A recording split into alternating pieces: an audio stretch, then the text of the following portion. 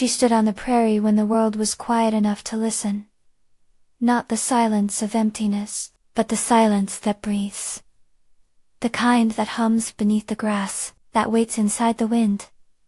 That remembers every woman who ever stood there before her. The sky was wide. Endlessly wide, painted in muted gold and deep indigo, as if the day itself was bowing to the coming night. She did not speak. She did not need to, because the prairie already knew her name. If this story speaks to your soul, subscribe to the channel and walk this sacred path with us. She stood still, her long dress brushing against the tall grass. Her breath slow, her presence gentle yet unmovable. And when she finally closed her eyes, the spirits listened. No one in the nearby settlements remembered when she arrived. Some said she had always been there, others whispered she appeared after a long season of sorrow, when the land itself had begun to ache. They called her many things. The quiet woman, the prairie watcher, the one who waits. But she carried no name. Names belonged to the world of noise. And she belonged to something older. She lived in a small wooden house far from the trails, where the grass bent differently, where birds lingered longer, where the air felt attentive. At dawn, she walked barefoot upon the earth. At dusk, she sat facing the horizon, listening to what could not be heard. She had learned.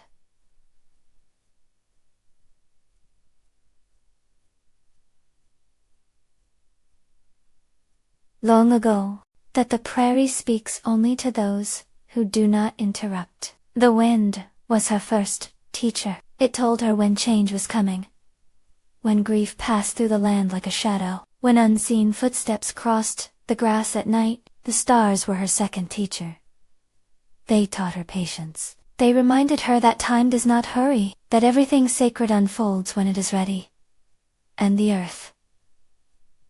The earth taught her how to remember. She placed her hands upon the soil, and felt echoes of women who had knelt there before her, women who had lost, women who had waited, women who had survived when survival was an act of quiet rebellion. Each memory pulsed gently, like a heartbeat beneath the ground.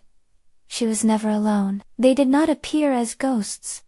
They arrived as sensations, a sudden warmth on the back of her neck, a pressure in the chest that felt like recognition. A tear forming without sadness. The prairie spirits were subtle, woven into grass, stone, wind, and breath. They did not command. They guided.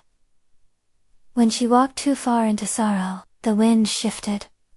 When her thoughts grew heavy with doubt, an owl watched her from the fence post. When she forgot herself, the earth reminded her, gently. She learned to trust these signs, to read what others dismissed as coincidence, because intuition is simply listening. Without fear, there had been a life before the prairie. A louder life, a sharper one. She once belonged to a place where her voice was ignored, where her softness was mistaken for weakness, where her silence was misunderstood. She had loved deeply, and she had been broken, quietly. No one noticed when she left. No one followed. The prairie was not an escape. It was a remembering. Here, her wound did not define her. It transformed her. Pain, when honored, becomes wisdom. And wisdom, when embraced, becomes power. One night, the moon rose, larger than it should have. Its light spilled across the prairie like silver water, awakening shadows that did not belong to darkness, but to memory. She felt it then. A pull deep within her chest. She walked beyond her usual path.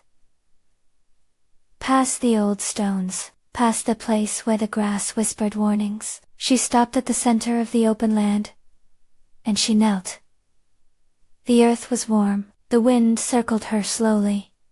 As if asking permission, she placed both hands on the ground, and whispered for the first time in years. Not words.